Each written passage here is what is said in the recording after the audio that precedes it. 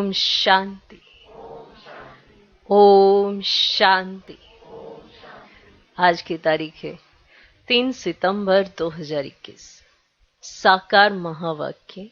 बाबा कहते, मीठे बच्चे, आपस में एक दो को बाप की याद में रहने का इशारा देते, सावधान करते, उन्नति को पाते रहो। बाबा कहते, मीठे बच्चे, आपस में एक दो को बाप की याद में रहने का इशारा देते, सावधान करते, उन्नति को पाते रहो। इशारा देते, सावधान करते, उन्नति को पाते रहो। क्या करने के लिए? बाप की याद में रहने का। आपस में एक दो को बाप की याद में रहने का इशारा देते, सावधान करते, उन्नति को पाते रहो। आज का प्रश्न, बाप समान नॉलेजफुल बनने वाले बच्चों के जीवन की मुख्य धारणा सुनाओ। बाप समान नॉलेजफुल बनने वाले बच्चों के जीवन की मुख्य धारणा सुनाओ। है ना, जो बाप समान नॉलेजफुल हैं, ऐसे बच्चे, उनके जीवन की मुख्य धारणा क्या है? उत्तर, वह सदैव मुस्कुराते रहते। वह सदैव मुस्कुराते रहते। कभी भी किसी बात में उन्हें रोना नहीं आ सकता। वह सदैव मुस्कुराते रहते। कभी भी किसी बात में उन्हें रोना नहीं आ सकता। कुछ भी होता है, नथिंग न्यू। कुछ भी होता है, नथिंग न्यू। ऐसे जो अभी नॉलेजफुल अर्थात रोना प्रूफ बनते हैं, ऐसे जो अभी नॉलेजफुल अर्थात रोना प्रूफ बनते हैं, कभी किसी बात में अशांत नहीं होते। कभी किसी बात में अशांत नहीं होते। उन्हें ही स्वर्ग की बादशाही मिलती है। कभी किसी बात में अशांत नहीं होते, उन्हें ही स्वर्ग की बादशाही मिलती है। जिन रोया तिन खोया, रोने वाले अपना पद गवाते हैं।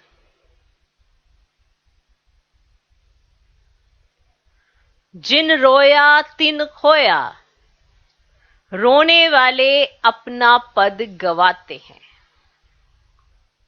तो बाप समान नॉलेजफुल बनने वाले बच्चों के जीवन की मुख्य धारणा सुनाओ। उत्तर, वह सदैव मुस्कुराते रहते। कभी भी किसी बात में उन्हें रोना नहीं आ सकता। कुछ भी होता है, नथिंग न्यू। ऐसे जो अभी नॉलेजफुल अर्थात रोना प्रूफ बनते हैं, कभी किसी बात में अशांत नहीं होते। क्या नहीं होते? अशांत नहीं होते। उन्हें ही स्वर्ग की बादशाही मिलती है। जिन रोया तिन खोया, रोने वाले अपना पद गवाते हैं। देह अभिमान में भी रोना आता।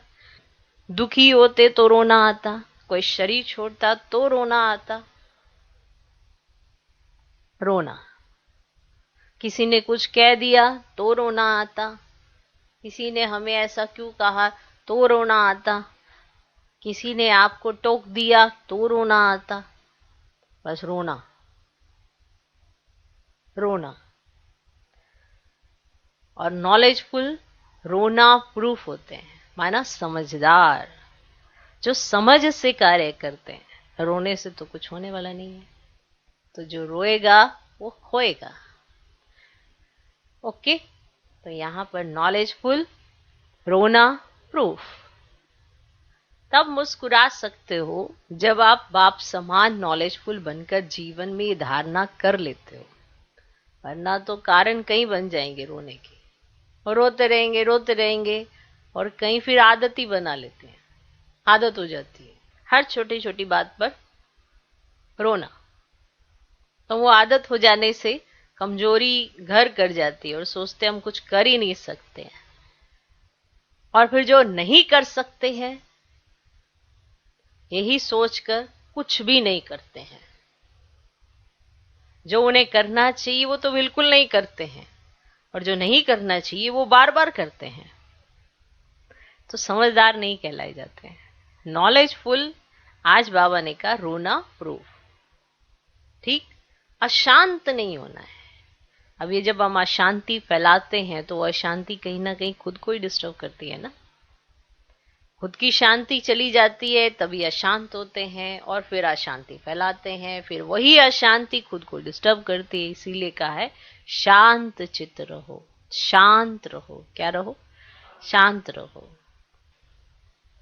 तो ज्ञान है, पर ज्ञान का उपयोग कितना है उसके हिसाब से ही जीवन चलता है। हम सब कितना ज्ञान सुनते हैं बाबा, सुबह सुबह 4 पेज की मुरली सुनते हैं, दिन में पता नहीं क्या क्या सुनते रहते हैं। जहां से ज्ञान मिलता है वाह करके आगे निकल लेते हैं, बस वाह करके निकल लिए।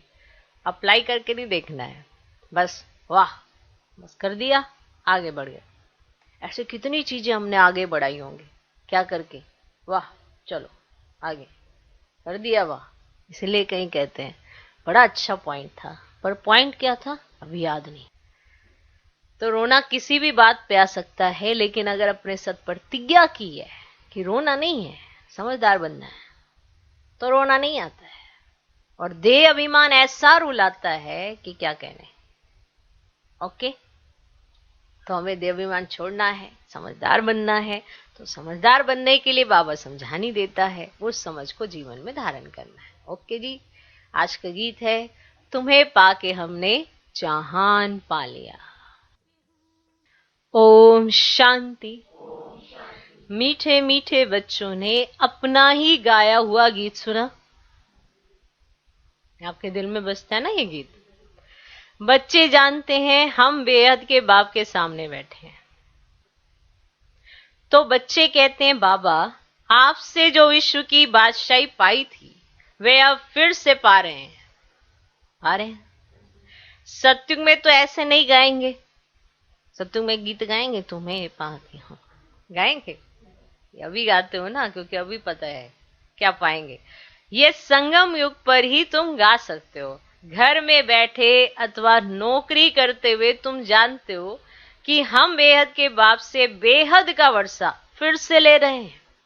सेंटर्स पर भी सावधानी मिलती है कि बाप को याद करो, और हम विश्व के मालिक बन रहे हैं, ये याद रखो। कोई नई बात नहीं है, कोई नई बात नहीं है। हम कल्प कल्प बाप से विश्व की बादशाही लेते हैं। नया कोई सुनेगा तो समझेगा ये इनको शिव बाबा कहते हैं, ऐसे ही समझेगा ना। अब वह तो है निराकार आत्माओं का बाप। आत्मा निराकार है तो परमात्मा बाप भी निराकार है। आत्मा को निराकार तब तक कहेंगे जब तक साकारी रूप नहीं लिया। तो बच्चे जान गए हैं कि हम बेहद के बाप से ये नॉलेज सुन रहे हैं, रूहानी टीचर पढ़ा रहे हैं एक दो को सावधानी देने के लिए। पहले ये रूहानी सावधानी मिलती है, बेहद के बाप की याद में ही सब रहते हैं और इशारा देते हैं बाप की याद में रहो और कहीं बुद्धि नहीं जानी चाहिए। इसीलिए कहा जाता है आत्म अभिमानी भव और बाप को याद करो। वे है पतित पावन बाप। अब वे सम्मुख बैठ कहते हैं मुझे याद करो। कितनी सहज युक्ति है। मन मना भव अक्षर भी है, परंतु जब कोई समझे। याद की यात्रा सिखलाने वाला एक ही बाप है। तुम बच्चे जानते हो हम रूहानी यात्रा पर हैं। वह है जिस्मानी यात्रा। अब हम जिस्मानी यात्री नहीं हैं, हमें रूहानी यात्री। इस याद से विक्रम विनाश होंगे, तुम विक्रमाजीत बन जाएंगे। और कोई उपाय नहीं है जो तुम विक्रमाजीत बनो। एक है विक्रमाजीत संवत, दूसरा है विक्रम संवत। फिर विक्रम शुरू होते हैं, रावण राज्य शुरू हुआ और विकार शुरू हुए। अब तुम विक्रमाजीत बनने का पुरुषार्थ कर रहे हो। वहां कोई विक्रम होता नहीं, वहां रावण ही नहीं, दुनिया में ये कोई नहीं जानते। तुम बाप द्वारा सब कुछ जान गए हो। बाप को ही नॉलेजफुल कहा जाता है, तो बच्चों को ही नॉलेज देंगे ना, देंगे ना। अब गॉड फादर का नाम भी चाहिए, नाम रूप से न्यारा थोड़ी ही है। पूजा करते हैं, उनका नाम है शिव, वही पतित पावन ज्ञान का सागर है। आत्मा याद करती है उस परम पिता परमात्मा बाप को, आत्मा बाप की महिमा करती है। वह सुख शांति का सागर है। बाप तो जरूर वर्षा ही देंगे बच्चों को। जो होकर जाते हैं उनका यादगार बनाते हैं। एक शिव बाबा ही है जिसका गायन भी होता है और पूजा भी होती है। जरूर वे शरीर द्वारा कर्तव्य करते हैं, तब तो उनका गायन है। वह एवर प्योर है। बाप कब पुजारी बनते नहीं, वे सदैव पूज्य हैं। बाप कहते मैं कभी पुजारी नहीं बनता, मैं पूजा जाता हूं। पुजारी लोग मेरी पूजा करते हैं, पुजारी लोग मेरी पूजा करते हैं। सत्युग में तो मेरी पूजा नहीं करते हो। भक्ति मार्ग में मुझ पतित पावन बाप को याद करते हो। पहले पहले अव्यभिचारी भक्ति उस एक की ही होती है, फिर व्यभिचारी भक्ति हो जाती है। ब्रह्मा सरस्वती को भी वे शिव बाबा विश्व का मालिक बनाते हैं। भक्ति का कितना विस्तार है, बीज का कोई विस्तार नहीं है। नहीं, कितनी विशेष बात है। भक्ति का कितना विस्तार है, कितने कर्म कांड है, कितना सारा है, और बीज का कोई विस्तार नहीं है। बाप कहते हैं मुझे याद करो और वर्षे को याद करो, बस। जैसे झाड़ का विस्तार होता है वैसे भक्ति का भी बहुत विस्तार है।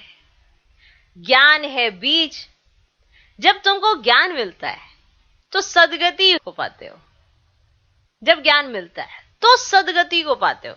देखो, सभी कहते हैं हमें सद्बुद्धि चाहिए, तो ज्ञान मिले तो सद्बुद्धि मिले, और सद्बुद्धि मिले तो सत्कर्म हो, और सत्कर्म हो तो सदगति हो। अब ये सब तब हो जब बाप आए, है ना। तो इसीलिए बाबा आते हैं, ज्ञान मिलता है और तुम सदगति को पाते हो। तुमको कोई माथा नहीं मारना पड़ता, कोई माथा नहीं मारना पड़ता है। ज्ञान और भक्ति है ना, सत्युग त्रेता में भक्ति का झाड़ होता ही नहीं है। आधा कल्प ये भक्ति का झाड़ चलता है, अभी भक्ति का झाड़ है। सब धर्म वालों की अपनी अपनी रस्म रिवाज है। एक में काला नहीं पहनते, एक में गोरा नहीं पहनते, नहीं। एक सफेद पहन के शुभ कर्म करते, एक काला पहन के शुभ कर्म करते। बड़ा ही विचित्र है। सबकी अपनी अपनी रस्मों रिवाज है। भक्ति तो कितनी बड़ी है, बहुत बड़ी है। ज्ञान तो सबके लिए एक है, बस मन मनाव हो। अल्फ बाप को याद करो। बाप को याद करेंगे तो वर्षा जरूर याद आएगा। वर्षे का विस्तार तो हो जाता है ना। वह होती है हद की जायदाद, और यहां तुमको बेहद की जायदाद याद पड़ती है। देखो, जन्मते ही आपको क्या मिलेगा, ये तो जायदाद है ना। कहां आपका जन्म होगा, कौन आपका पालन पोषण करेगा, यही तो जायदाद है ना। नहीं, कितनी प्रॉपर्टी लिखी हुई होगी आपके नाम की, अगर लिखी हुई होगी तो मिल जाएगी, नहीं तो 1 साल 2 साल के अंदर ही सारी दिवाला निकल जाएगा। कहेंगे ये बच्चा आया है या दिवाला निकाला इसने। तो ये भी कर्मों की बात है। नहीं, अगर उसके भाग्य में होगा तो लॉटरी लग जाएगी, उसके भाग्य में नहीं होगा तो दिवाला निकल आएगा। क्या कह सकते हैं, सबके अपने अपने कर्मों का हिसाब किताब है। तो ये जायदाद ही तो है। कौन कहां पे क्या कितना अपने नाम पे लिखवाएगा, क्या पाएगा। सत्युग में पहले जन्म में आएगा, त्रेता के लास्ट में आएगा, बीच में आएगा, बाद में आएगा। जो जितना पुरुषार्थ करेगा वैसा पाएगा। अब पुरुषार्थ क्या है, जो भगवान समझाए वो समझ जाना, मन मना भव रहना, बुद्धि को बाप के साथ लगाना, और ये जो आधा कल्प हमने किए हैं विकर्म, उसको याद से चुकतू करना, और आगे के लिए श्रेष्ठ कर्मों पर ध्यान देना। हो गया बस। कितना अच्छा लग रहा है ना सुनने में। बस बस सुनने में कितना अच्छा लग रहा है कि ये बाबा ने भी कहा।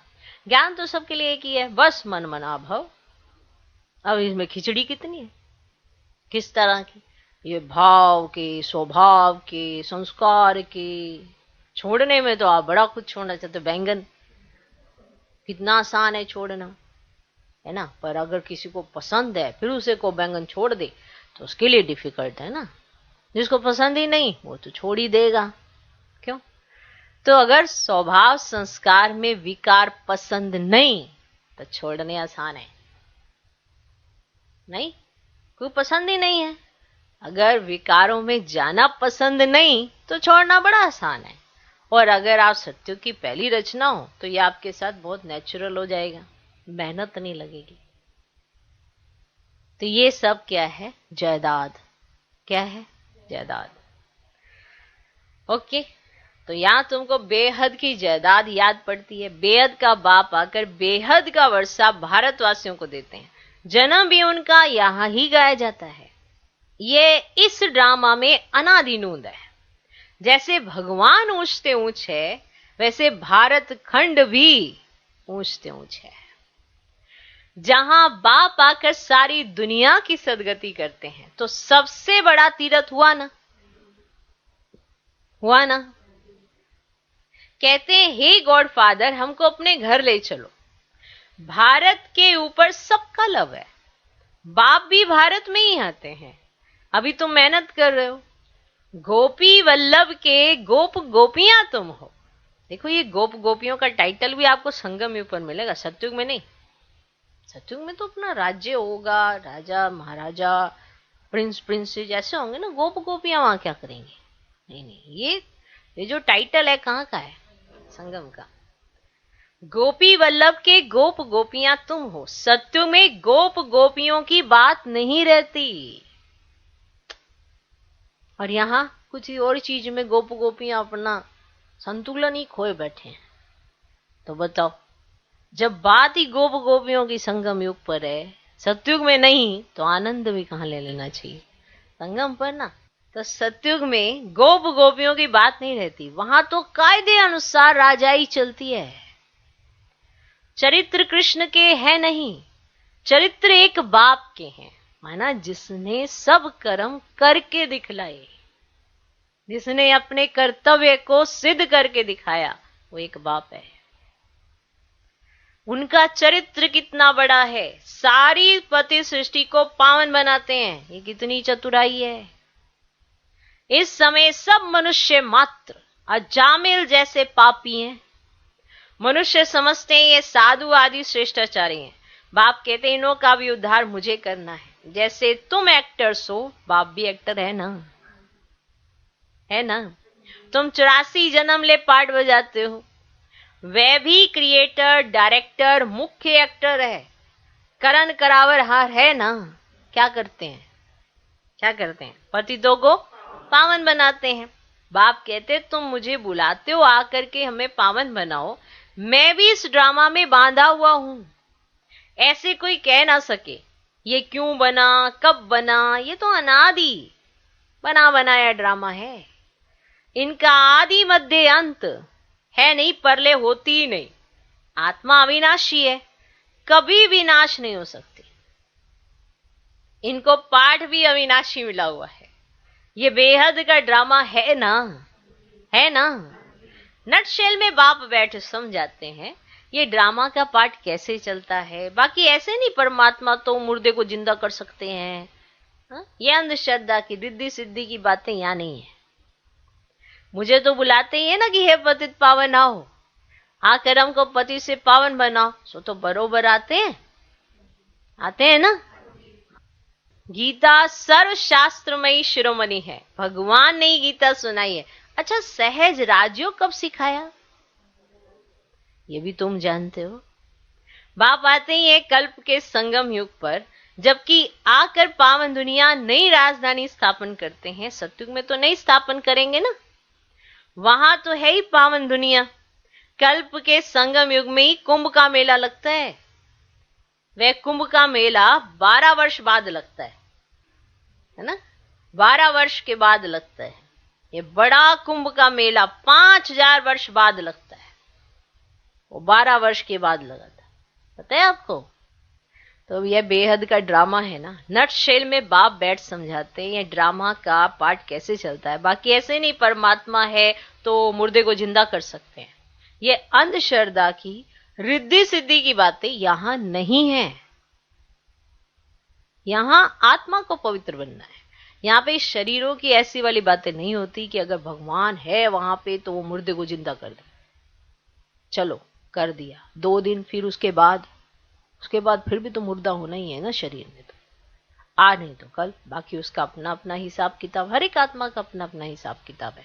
अगर उसका हिसाब इस चोले में इस स्थान पर खत्म है तो अगले चोले में उसका स्थान तो है ना, वो उसके इंतजार कर रहा है, तो क्या कर सकते हैं।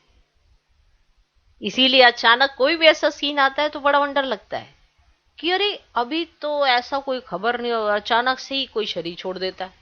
अचानक जिसकी अचानक से मृत्यु होती है तो जल्दी से एक्सेप्ट करना बड़ा मुश्किल हो जाता है कि यार ये अचानक कैसे हो गया। तो ये पार्ट ही अचानक का है, कब कहां किसके साथ क्या, इतनी छोटी सी उम्र में भी शरीर छोड़ देते हैं, नहीं, इसे अकाले मृत्यु कहते हैं। अब हार्ट अटैक हो गया, अकाले मृत्यु हो गई, शरीर छूट गया, क्या कर सकते हैं। ये ड्रामा में नूंद है। अब उसका पार्ट आगे वंडरफुल है तो उसे आगे जाना पड़ेगा ना, तो उसको वो पार्ट बजाना पड़ेगा। जहां पर भी आत्मा जाती है, जहां पर भी उसका नया जन्म, जैसे कहीं पर किसी का नया जन्म होता है तो वो कितने खुश होते हैं, और जहां से वो आत्मा शरीर छोड़ती है वहां पे दुख होता है, वहां तकलीफ होती है, इतनी जल्दी आत्मा शरीर छोड़ के क्यों चली गई। लेकिन जहां जन्म होता है तो वो जिसने जन्म लिया वो भी तो कहीं से शरीर छोड़ के ही आई होगी, तो वहां दुख वहां खुशी, तो छोड़ के आई तभी तो वहां जन्म लिया, और जहां गई वहां के लोग खुश। तो ये तो प्रक्रिया है। ओके, तो बाकी ऐसे नहीं, परमात्मा है तो मुर्दे को जिंदा कर सकते हैं। ये अंधश्रद्धा की रिद्धि सिद्धि की बातें यहां नहीं है। मुझे तो बुलाते ही हैं कि हे पतित पावन आओ, आकर हमको पतित से पावन बनाओ, सो तो बरोबर आते हैं। गीता सर्वशास्त्रमयी शिरोमणि है, भगवान ने ही गीता सुनाई है। अच्छा, सहज राजयोग कब सिखाया ये भी तुम जानते हो। बाप आते ही हैं कल्प के संगम युग पर, जबकि आकर पावन दुनिया नई राजधानी स्थापन करते हैं। सतयुग में तो नहीं स्थापन करेंगे ना, सतयुग में जाके थोड़ा स्थापन करेंगे, वहां तो है ही पावन दुनिया। कल्प के संगम युग में ही कुंभ का मेला लगता है। वह कुंभ का मेला 12 वर्ष बाद लगता है, और यह बड़ा कुंभ का मेला 5000 वर्ष के बाद लगता है। यह है आत्मा और परमात्मा का मेला, जबकि परम पिता परमात्मा आकर सब आत्माओं को पावन बनाकर ले जाते हैं। कल्प की आयु लंबी करने से ही मनुष्य मूंझ गए हैं। अभी तुम समझते हो, तुम्हारी मैगजीन जो निकलती है उनको भी तुम बच्चे समझ सकेंगे और कोई नहीं समझ सकेंगे। बाप ने कहा लिख दो जो कुछ हुआ 5000 वर्ष पहले मिसल, नथिंग न्यू। बाबा ने कहा ऐसा लिख दो, जो 5000 वर्ष पहले हुआ था वही अब रिपीट होता है। किसको भी ये समझाना हो तो समझना है ना, अगर किसी को तो आकर समझे। ऐसे ऐसी युक्तियां रखनी चाहिए। हम अखबारों में क्या डालें यह भी तुम लिख सकते हो। यह महाभारत लड़ाई कैसे पावन दुनिया का गेट खोलती है, सत्यु की स्थापना कल पहले मिसल कैसे होती है, कैसे देवी देवताओं की राजधानी स्थापन हो रही है, आकर समझो। गॉड फादर से बर्थ राइट लेना हो तो आकर के लो। ऐसे ऐसे विचार सागर मंथन करना चाहिए। वो लोग स्टोरी आदि बनाते हैं, वह भी ड्रामा में नूंद है जो पाठ बजाते हैं। व्यास ने भी ड्रामा प्लान अनुसार शास्त्र आदि बनाए हैं, पार्ट ही ऐसा मिला हुआ है। अभी तुम ड्रामा को समझ गए हो, फिर वही ड्रामा रिपीट होगा। अभी तुम आए हो, फिर से ज्ञान सुनते हो, तुम जानते हो फिर से ये लक्ष्मी नारायण का राज्य होगा, बाकी सब धर्म खल्लास हो जाएंगे। अभी तुम नॉलेजफुल बन रहे हो, बाबा तुमको आप समान नॉलेजफुल बनाते हैं। माना बाबा में जितनी नॉलेज है वो हम बच्चों को दे देते हैं, तो आप समान नॉलेजफुल बनाते हैं। तुम जानते हो आधा कल्प हम पीसफुल रहेंगे, कोई प्रकार की अशांति नहीं रहेगी। सोचो, इस समय इतना ज्ञान प्राप्त हो जाता है कि आने वाले आधा कल्प में आप पीसफुल रहते हो, कुछ भी उलझन नहीं होती है जो आपकी पीस जाए। वहां बच्चे आदि कभी रोते नहीं, तो ना सदैव मुस्कुराते रहेंगे। ना वहां छोटा बच्चा रोएगा, ना पैदा हुआ बच्चा रोएगा, कोई नहीं रोएगा। तो रोता हुआ बच्चा किसी को भी पसंद नहीं आता, और सत्युग में कोई बच्चा नहीं रोता।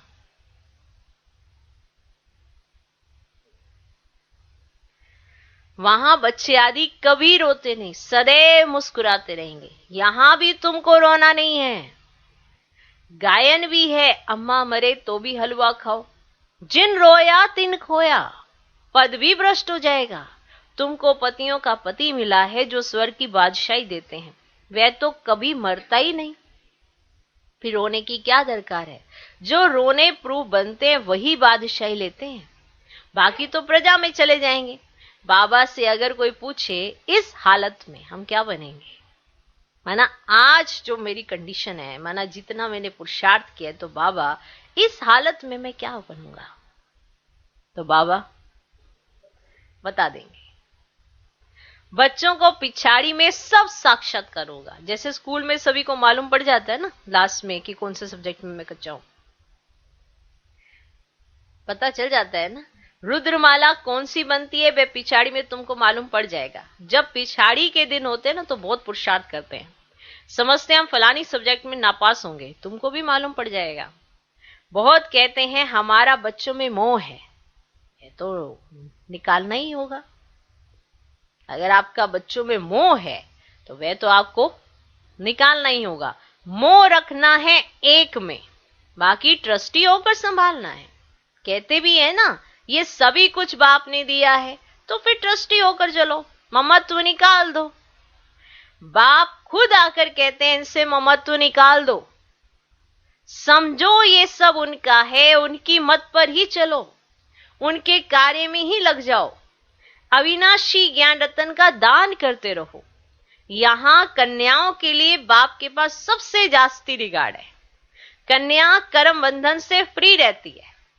बच्चों को तो लौकिक बाप के वर्षे का नशा रहता है, कन्या लौकिक बाप का वर्षा नहीं पाती है। यहां इस बाप के पास मेल फीमेल का भेद नहीं, यहां इस बाप के पास मेल फीमेल का भेद नहीं। बाप आत्माओं को बैठ समझाते हैं। तुम जानते हो हम सब ब्रदर्स हैं, बाप से वर्षा ले रहे हैं। आत्मा पढ़ती है, बाप से वर्षा लेती है। जितना जास्ती वर्षा लेंगे उतना उच्च पद पाएंगे। बाबा आकर सब बातें समझाते हैं। शिव बाबा है निराकार, उनकी पूजा भी करते हैं। सोमनाथ का मंदिर बनाया है। ये अभी तुम जानते हो शिव बाबा ने आकर क्या किया, जानते हो? क्यों उनका यादगार मंदिर बनाया है, जानते हो? यह भी तुम समझते हो। कल्प कल्प ऐसे ही होगा। ड्रामा में नूंद है सो रिपीट हो रहा है। बाप को आना ही है, पुरानी दुनिया का विनाश होना है, कोई अफसोस की बात नहीं। यह खूने नाहेक खेल है, नाहेक सबका खून होगा। नहीं तो कोई किसका खून करे तो उनको फांसी की सजा मिल जाए, है ना। अब किसको पकड़े? जब नाहेक सबका खून होगा तो अब किसको पकड़े? ये तो नेचुरल कैलेमिटीज आनी ही है, विनाश तो होना ही है। अमरलोक मृत्युलोक के अर्थ को भी कोई नहीं जानता। विनाश तो होना ही है। अमरलोक मृत्युलोक के अर्थ को भी कोई नहीं जानते। तुम जानते हो आज हम मृत्युलोक में हैं, कल हम अमरलोक में होंगे, इसीलिए हम पढ़ते हैं। मनुष्य तो घोर अंधेरे में। तुम ज्ञान अमृत पिलाते हो, हां हां कर, फिर सो जाते हैं नींद में। सुनते भी हैं बेहद का बाप वर्षा दे रहे हैं। यह वही महाभारत की लड़ाई है जिससे स्वर्ग के गेट खुलते हैं। लिखते भी हैं बहुत अच्छा है, ये ज्ञान कोई दे नहीं सकते, हम मानते हैं, बस खुद कुछ भी ज्ञान उठाते नहीं, फिर सो जाते हैं। इसको कहा जाता है कुंभकर्ण। तुम कह सकते हो कि लिखकर तो देते हो परंतु नहीं, फिर जाओ तो घर में जाकर सो जाओ। कुंभकर्ण के चित्र के आगे ले जाना चाहिए। इस मुआफिक सो मत जाना, समझाने की बड़ी युक्ति चाहिए ना। बाबा कहते बच्चे अपनी दुकानों में भी मुख्य मुख्य चित्र रखो, जो कोई आए उस पर समझाओ, वे भी सौदा कराओ और यह भी सच्चा सौदा करो, इससे तुम बहुतों का कल्याण कर सकते हो। इसमें लज्जा की तो कोई बात ही नहीं है। कोई कहते हैं बीके बने हो, बोलो अरे प्रजापिता ब्रह्मा के कुमार कुमारी हो तो तुम भी हो ना। बाप नई सृष्टि रच रहे हैं, पुरानी को आग लग रही है, तुम भी जब तक बीके ना बनो तब तक स्वर्ग में जा ना सको। ऐसे ऐसे दुकानों में सर्विस करो तो कितनी बेहद की सर्विस हो जाएगी। आपस में राय करो, दुकान छोटा है तो भी दीवार पर चित्र लगा सकते हो। Charity begins at home. पहले पहले उनका कल्याण करना है। बाप कहते अब कोई देदारी को याद नहीं करो, अब शिव बाबा को याद करो जिससे वर्षा मिलता है।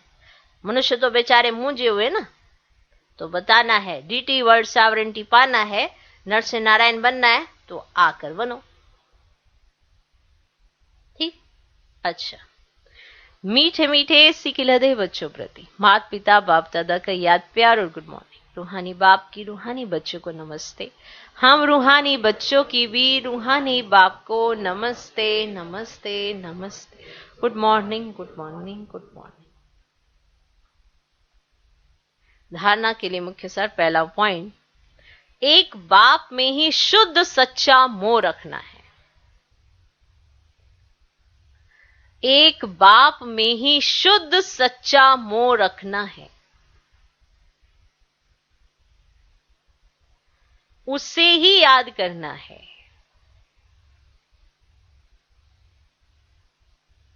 देहधारियों से ममत्व निकाल देना है। देहधारियों से ममत्व निकाल देना है। ट्रस्टी होकर संभालना है। ट्रस्टी होकर संभालना है। दूसरा पॉइंट, विकर्माजीत बनना है। विकर्माजीत बनना है, इसलिए कर्मेंद्रियों से कोई भी विकर्म ना हो। विकर्माजीत बनना है, इसलिए कर्मेंद्रियों से कोई भी विकर्म ना हो, इसका बहुत बहुत ध्यान रखना है।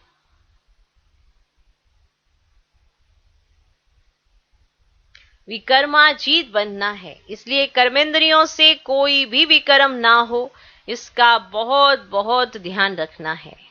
आज का वरदान, साक्षीपन की सीट द्वारा परेशानी शब्द को समाप्त करने वाले मास्टर त्रिकालदर्शी भव।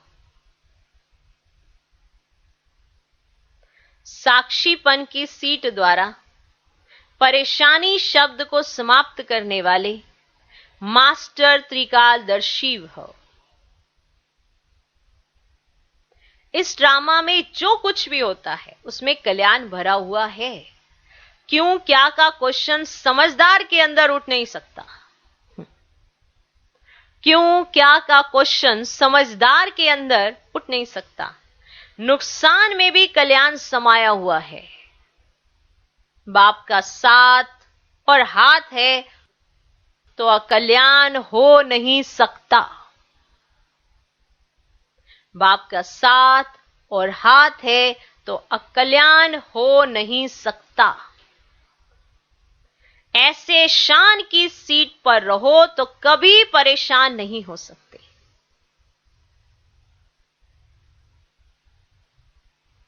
साक्षीपन की सीट परेशानी शब्द को खत्म कर देती है। इसलिए त्रिकालदर्शी बन प्रतिज्ञा करो कि ना परेशान होंगे ना परेशान करेंगे। ये भी याद रखो कि आपको परेशान भी नहीं करना किसी को, क्योंकि हम अपनी एक्टिविटीज से बहुतों को परेशान करते हैं और फिर ये सोचते हैं मैंने थोड़ा किया है तो ड्रामा में कल्याण है। पर जिसके साथ बाप का हाथ और साथ होगा वो श्रीमत पर चलता होगा। और इतना सारा, कोई भी अगर किसी स्टेप में किसी के साथ कुछ ऐसा हो जाता है तो उसमें कल्याण समाया होता है। जैसे मान लो कोई बहुत प्रयास कर रहा है कि मेरे को ये मिल जाए, वो हो जाए, मेरी स्थिति बन जाए, लेकिन वो चीज को नहीं प्राप्त कर पा रहा, तो कोई बात नहीं, उसे थोड़ा सब्र करना चाहिए।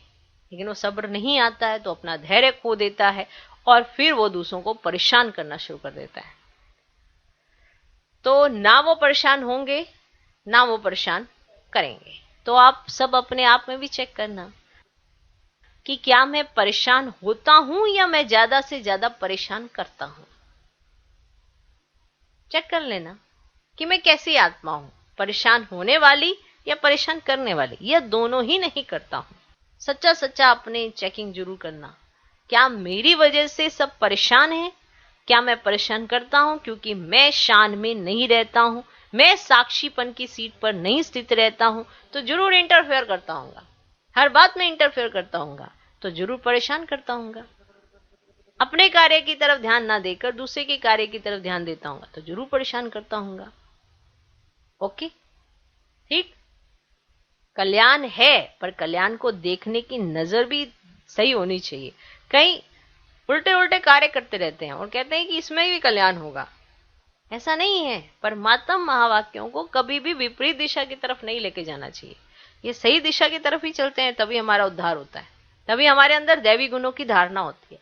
और अगर दैवी गुणों की धारणा नहीं हो रही और खुद में भी महसूस नहीं हो रही और दूसरे को भी महसूस नहीं हो रही है, तो गड़बड़ जरूर है, विधि कुछ गड़बड़ करी हुई है। इसीलिए अपने आप में परिवर्तन नहीं दिखाई देता, ना दूसरे को हमारे में नजर आता है। तो चलो आप चेक करते रहना। तो त्रिकालदर्शी बन प्रतिज्ञा करो कि ना परेशान होंगे ना परेशान करेंगे। आज का स्लोगन, अपनी सर्व कर्मेंद्रियों को ऑर्डर परमान चलाना ही स्वराज्य अधिकारी बनना है। अपनी सर्व कर्मेंद्रियों को, सारी कर्मेंद्रियों को ऑर्डर परमान चलाना ही स्वराज्य अधिकारी बनना है। ओम शांति।